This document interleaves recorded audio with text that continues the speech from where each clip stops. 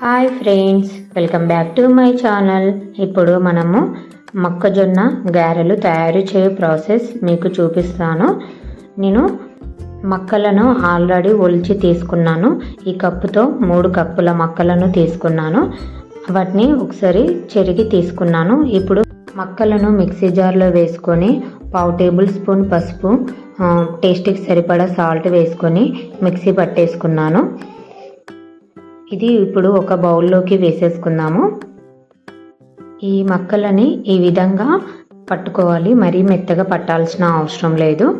ఇప్పుడు ఇందులో లోకల్ మక్కలను తీసుకున్నాను కాబట్టి ఇందులో శనగపిండి, బియ్యం పిండి కలపాల్సిన అవసరం లేదు. 1/2 టేబుల్ స్పూన్ జీలకర్ర వేసేసుకున్నాను. వాము ఒక చిటికెడు ఈ విధంగా నలిపి వేసేసుకోవాలి.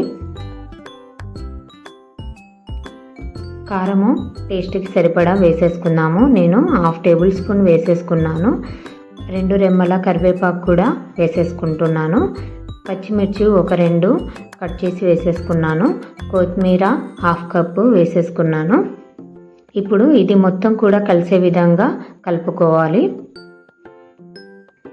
మొక్కజొన్నల గారెలు టేస్ట్ మాత్రం సూపర్గా ఉంటాయండి. మొత్తం కూడా ఈ విధంగా కలిపి పక్కన పెట్టేసుకుందాము.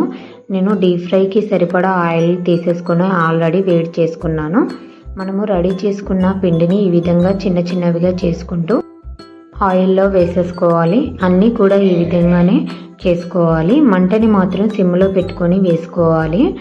మీడియం ఫ్లేమ్లో పెట్టుకొని వీటిని కాల్చుకోవాలి.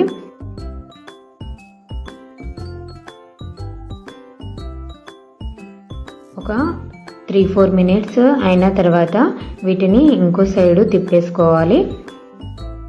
ఇప్పుడు మనము వీటిని తిప్పేసుకుందాము.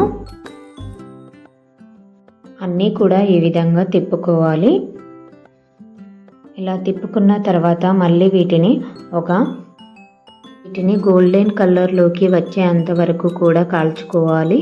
నాకు గోల్డెన్ కలర్లోకి రావడానికి 8 to 10 మినిట్స్ టైం పట్టింది.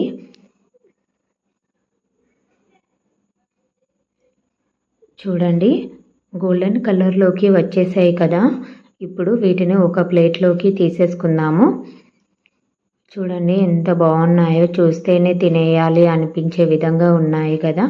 టేస్ట్ కూడా అదే విధంగా సూపర్గా ఉన్నాయి.